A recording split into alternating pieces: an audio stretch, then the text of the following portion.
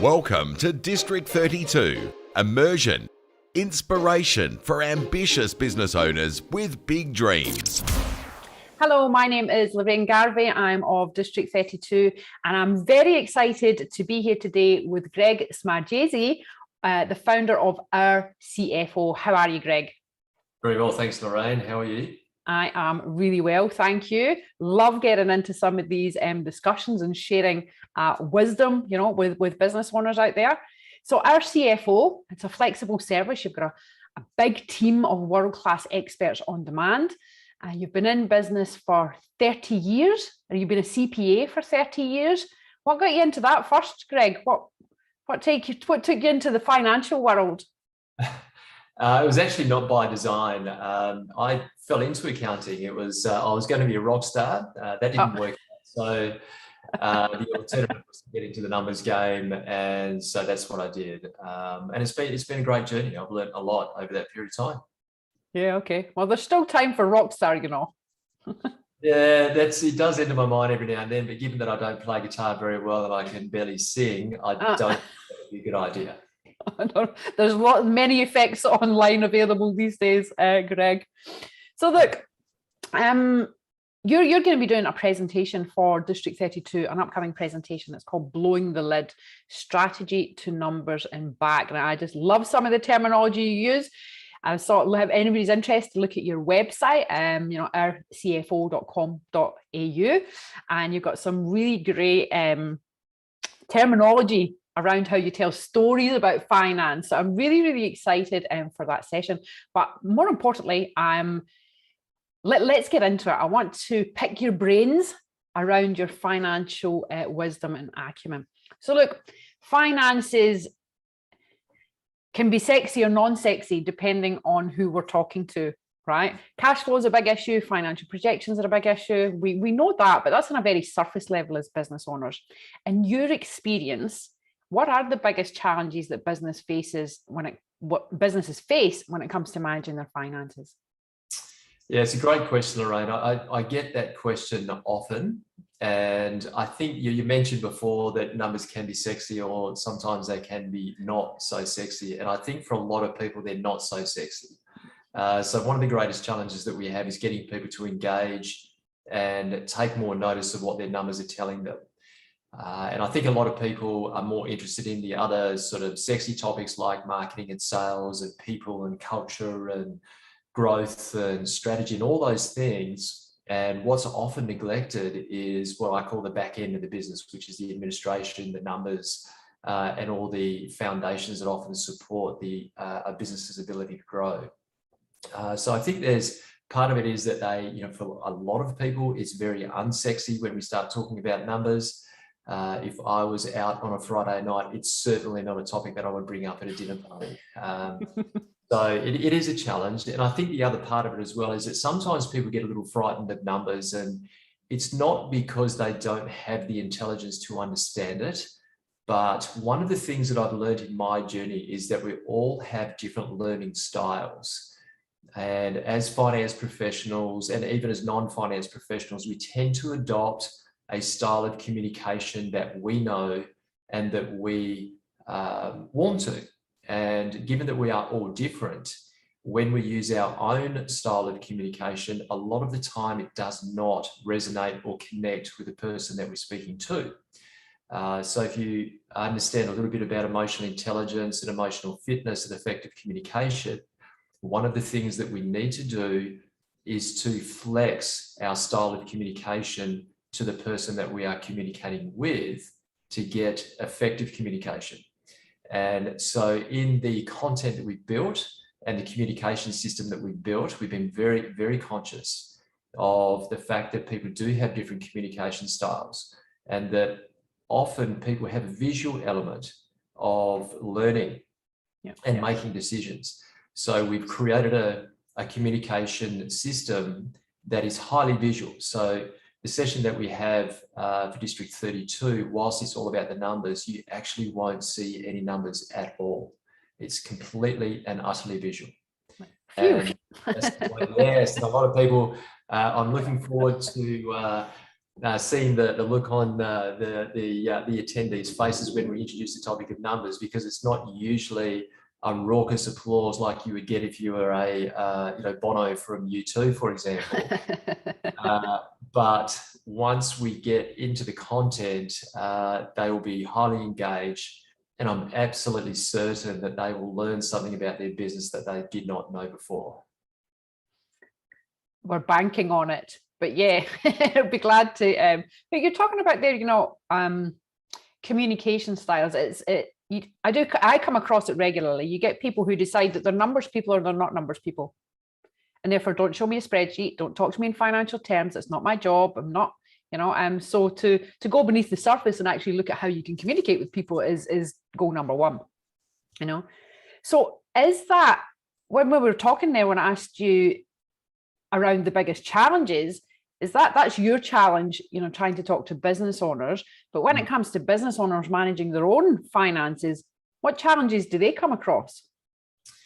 Yeah, there's lots of challenges from a financial perspective. And I think, one of the reasons that I got into doing what I'm doing now is that I saw a massive opportunity there. And that opportunity is represented by a big gap in the market, in that what I believe that business owners need and what is available to them, there is a massive gap there. So I think part of the problem is that there is not an effective education system for business leaders and business owners to understand their numbers and piece all those mythical things together. So I think that a large part of the problem is that there's just a gap in what's available to business owners. The other part of it as well is that the accounting profession of which I come from, so I was a tax accountant for 15 years, is not geared towards educating people around their numbers. It is very compliance focused, and I say this with respect to the accounting profession because they are important. We do need them. We do need their advice when it comes to compliance and taxation matters and so forth. But they serve the purpose, and the purpose is to make sure that we're doing everything that we need to do to be legally compliant from a tax point of view, and also from a corporation's law point of view. So the challenge, I think, for business owners is just a lack of the right kind of support, the right kind of availability of supporting that area. And I think that's where the challenges stem from. And one other point that I would make about that as well is that one of the greatest questions that I used to get when I was working as a tax accountant is they would say to me, "You're telling me that I made all this profit and I've got this taxable income, yet I don't see that translating to cash in the bank. And because of that, I'm now a bit skeptical about what you're telling me. And because of that skepticism, I'm losing a bit of trust. And I've also got to pay all this tax." So why is that? Why is that occurring? And I must admit, even as a young accountant, when I was doing, I could not explain it to the client effectively. I could not explain to them why the profit and loss report would say one thing and their cash at bank would say something else. And after a period of time, I got tired of not being able to do that. I felt embarrassed that I wasn't able to explain it effectively. So I took it upon myself to firstly understand it really well. And I think there's a saying that says, if you can't explain something in simple terms, then you don't understand it yourself. That's right. And that's certainly something that I experienced, and I'll be very open and honest about that. And even 3 or 4 years ago, I presented this session to a CFO mastermind group. So I had a room full of CFOs. And I said to them, in 25 words or less, what's the difference between profitability and cash flow? And the room went silent. And for me, that was pretty scary, in that here we have a group of finance professionals that were not able to articulate that especially important relationship between profit and cash. Because it is a big source of frustration and a big source of stress.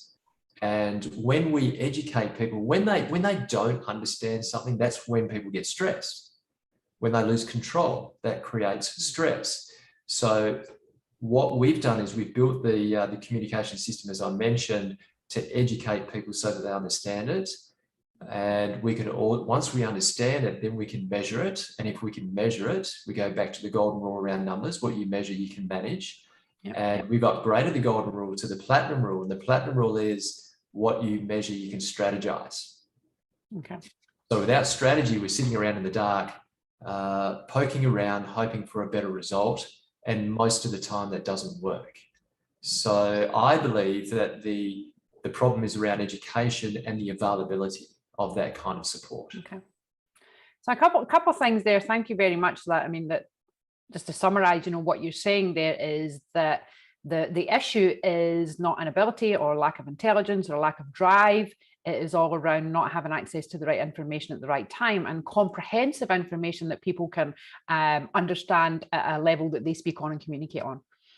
And I was laughing there when you were talking about I've got profit, but where is my cash? I've had 2 conversations with actually friends who are in business last week who are saying to me, Lorraine, but my accountant says this, but I don't have any money. I'm like, well, try to talk them through it. But they're like, but I'm looking at the profit and loss. Where did it go? I didn't spend it. So that is a massive issue that people are having every single day. So sorry, I was smiling when you were saying that because it resonated right away. But also just back to your question there, you said you asked a room full of CFOs what the difference between cash flow and profitability is in 25 words. What's your definition, Greg? Well, it's very simple. So there are 5 elements that profit must cover before you get to see positive cash flow. And I would need some visual tools here to explain them very clearly, but in 25 words or less, these are the things that need to be included before you can calculate or why the difference exists between profit and cash. So they are the growth in the value of their working capital, and that definitely requires some visual explanation. Okay. They need to pay down debt. So if the company has any borrowings or the business has any borrowings, then the bank obviously expects that to be repaid. So we've got to pay back the money that we've borrowed. So that's the second one. When we make a profit, there's 2 certainties in life these days. There might even be a third one, but certainly 2, and that is when you make a profit, you pay tax. And so that's the third one. The fourth one is capital expenditure.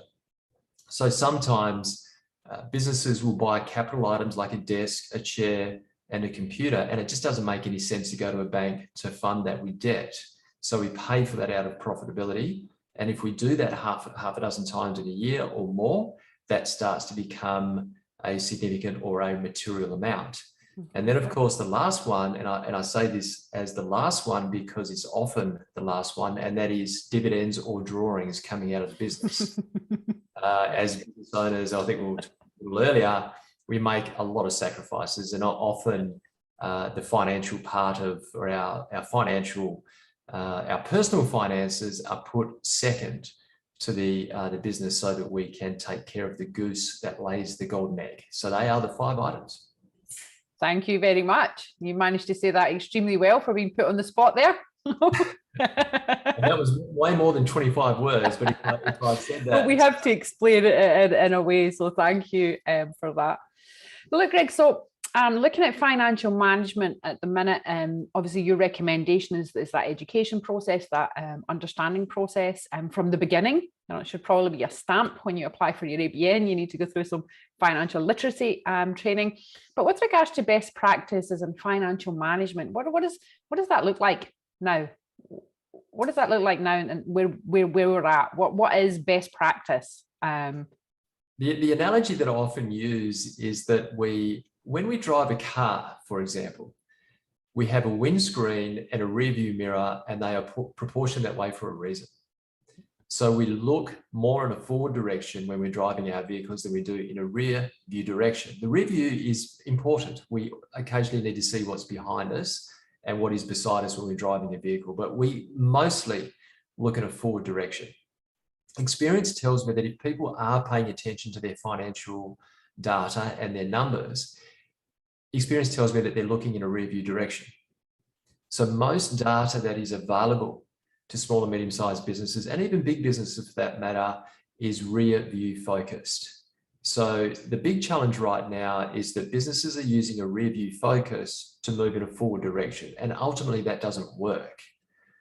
So the way that we work with businesses these days is that we give them data that is proportionate in a forward sense and in a rear view sense. So there is technology available these days where you can create that forward view on a regular basis.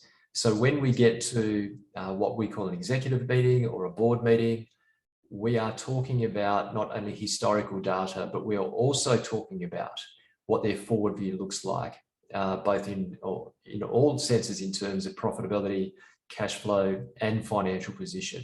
And that is certainly available to businesses these days. There's, as I mentioned a little earlier, technology does exist to allow that to occur, and you can create that forward view using the right kind of tech and also developing the right kind of data collection processes within the business to create that forward view. So pre-COVID, for example, about 30% of our client base were using that part of our service, the forward view service. Now, post-COVID or post-beginning of the pandemic, just under 90% of our client base have now engaged us to provide that forward view, especially during the early stages of the pandemic. And now that they've had that experience, they don't want to let that go because it gives them so much more valuable information that they can focus on. They can anticipate issues before it's too late, and they give themselves time to address any problems that are approaching. And not only problems, but also to take up opportunities. And businesses are generally made up of two things. They're a box of problems and they are a box of opportunities. And one of the greatest challenges that we have as business owners is focusing on the right things. And we have very limited time available to us. And given that we are so stretched for time, we may as well be focusing on the things that are going to make a difference. Yeah. And I think it's the Pareto principle that says 80% of our results will come from 20% of our activities. Yep. So we may as well focus on the activities that are generating the results, and having that forward view will certainly allow that. So that, just to dig a little bit deeper there, Greg, on that forward view. I mean, most business owners will, I'm assuming most business owners will take, as you say, that rear view. We'll take our past experience, we'll take our past results, our past sales figures, expenditure, and then we'll carry that on to create a 12-month cash flow forecast or a revenue forecast budget, and you might elevate a little bit or increase them based on your resources or what you assume your capacity to be. How is that the service that you, and you say, you know, there's technologies that use that. Is this technologies you've developed, or is this something that you can tag on that you use in Xero? Have they all got the capacity to do that? Or is there some, I'm guessing there's some real intelligence that you bring from an outsider to actually make those projections much more accurate than they would be from a business owner just taking what we've done in the past and adding on 10%. Yeah. Yeah, so the technology that I'm referring to is a system called Medano, which is an Australian product, comes out of Melbourne. And so over the last 5 years, we have been researching and testing a range of forecasting apps and technology. Okay. And what we found was that we were not able to get away from Excel, because Excel has incredible power in terms of formula and massaging data and complex equations. The challenge that we had with Excel, and if you look at the research, 80% of Excel workbooks globally have formula error. It's really, really dangerous. So when we were thinking about our own business and scaling up and becoming a bigger business, I felt that we could not mitigate that risk of formula error enough to make sure that we would not inadvertently give the wrong kind of advice to a business. And if we did that, we could potentially destroy a business and destroy ourselves in the process. So I tested a range of different systems, and the one that we landed on, as I said, is a system called Medano. And Medano actually sits inside of Excel as an app. Okay. So what it does is it automates a lot of Excel processes, and it also has auditing tools and protection for formulas. So once the formulas have been tested and we go through all the testing processes, we can lock those formulas down so they cannot be changed.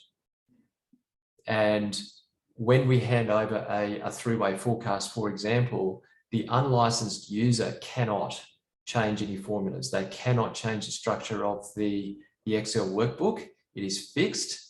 They can change the assumptions, which are the inputs, which will give them different outputs when they want to do what-if calculations and model certain decisions.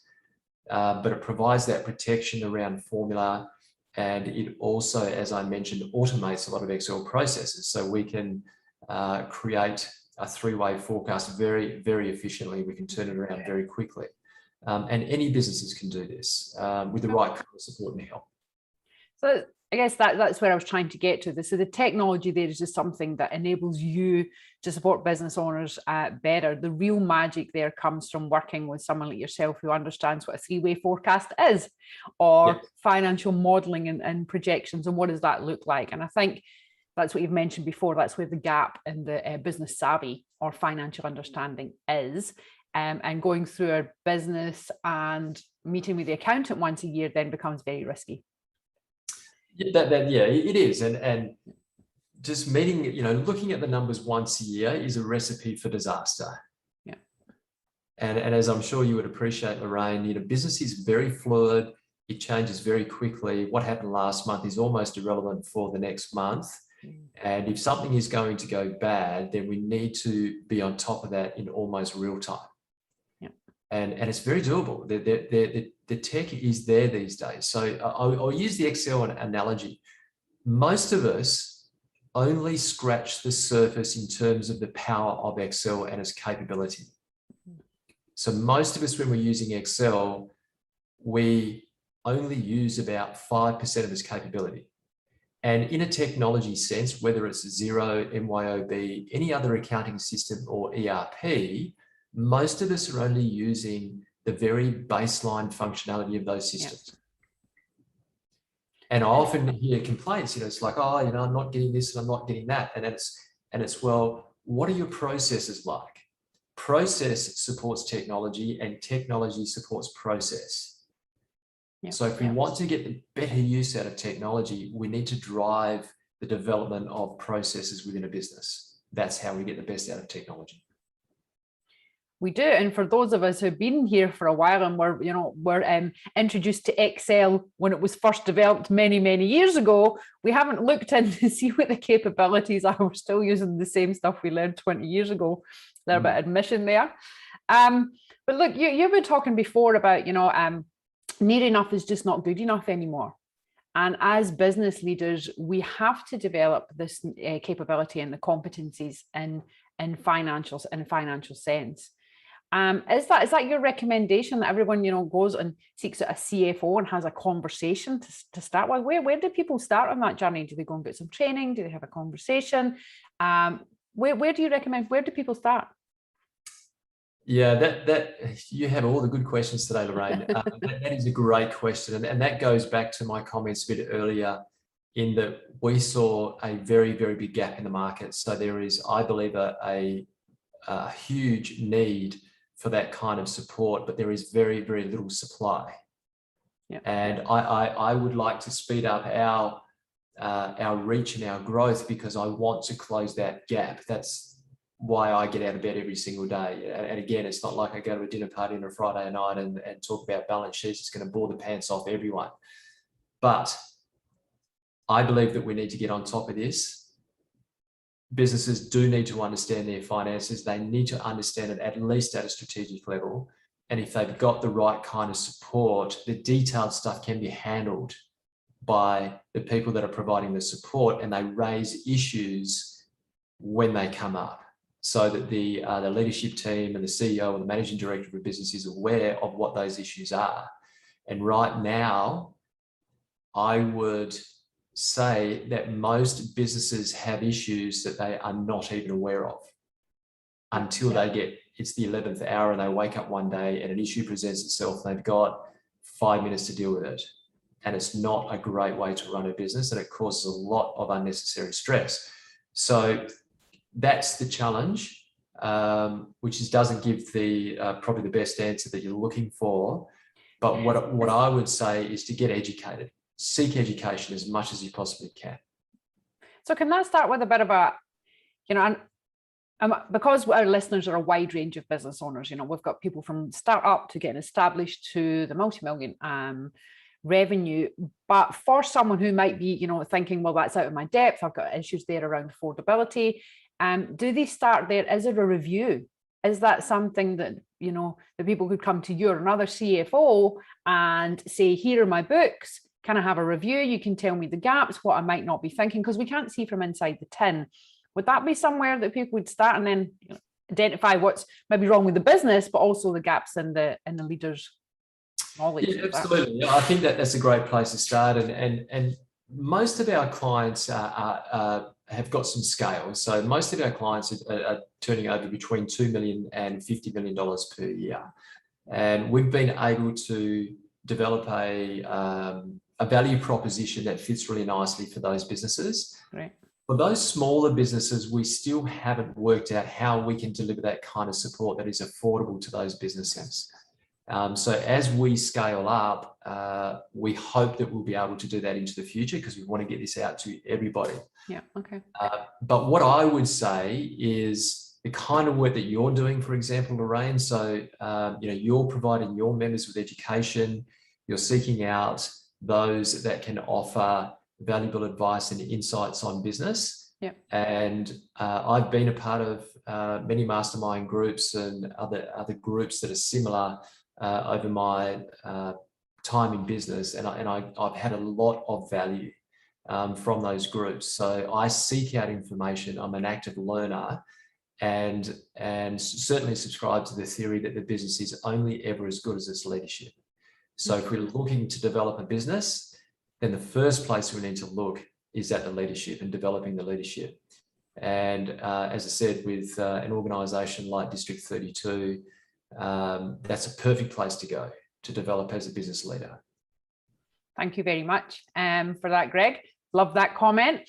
But look, I was going to ask you earlier what gets you up in the morning, but you've already just answered that one. What is and that's about filling that gap. So what is the big dream for you as a business owner yourself? Can you share the end game for you, or the exit plan, or is it just the dream, the vision, the purpose? I understand what the purpose is, but what's the big dream for you? There's two parts to this. One is at a personal level, and then there's another which is at more at the business level. At a personal level, my purpose is very, very clear to me, and that is that we're creating meaningful and rewarding career opportunities for numbers and finance professionals. That's why I do what I do at a personal level. And that was born out of a lot of frustration from the accounting profession. And my frustration is just a reflection of my personality type. Yeah. As I said before, the accounting profession is hugely important. It plays an important role in our society and in the business community. But the frustration that I had was that I was not, in a personality sense, suited to being a tax accountant or an auditor or a compliance-focused style accountant. And so when I got to about my mid-30s, I was hugely frustrated and disappointed, and I was even angry. It's like, I was coached into selecting subjects for high school so that I could get into university, so that I could have a career as an accountant. Don't be a rock star. Be an accountant. It's a safer route. So it was that frustration that drove that personal purpose. So that's the purpose at a personal level. At a business level, it is really to close that gap and to lead the accounting profession into a new way of doing things. So we need more businesses like us, which might seem a little bit strange, but I take a lot of inspiration from Elon Musk and Tesla. And you might know that Tesla released a lot of its patents globally so that they could accelerate the move towards electrified vehicles and taking internal combustion engines off the road. So I often share my intellectual property with other accountants, and I've been to accounting firms and I present the same session that I'm about to do for District 32, and I hand over a lot of our intellectual property to say, use it educate your clients, help them understand, help your team members, help them understand what it is that's going on with their business, because I see it as being that important. And I guess there's a bit of self-interest there in that the stronger the businesses that we have, we all gain benefits from that. We all will benefit from a stronger business community. As I'm sure you would know, Lorraine, the biggest employer in Australia is the small business community, the small and medium-sized business community. We are the engine room of the economy. So why would we not work to make the SME world much stronger than it is? And that's the voice of a business owner right there. You do what it takes to get this stuff out and actually make a difference. Greg, it's been absolutely wonderful chatting with you this afternoon. I've loved all your analogies that are through there. I really can't wait to see you present at that upcoming event. And look, how can people reach out to you to get those visuals on the five points? Where can people reach you? They can certainly check out our website, which I think you mentioned a little bit earlier, which is www.ourcfo.com.au. All of our contact details are there. So if you wanted to get an email to us or even call me direct, most welcome to. Beautiful. Greg, thank you very much. We look forward to seeing you again soon. Thanks, Lorraine. Absolute pleasure. Bye. You've been listening to District 32, Immersion, Inspiration for Ambitious Business Owners with Big Dreams.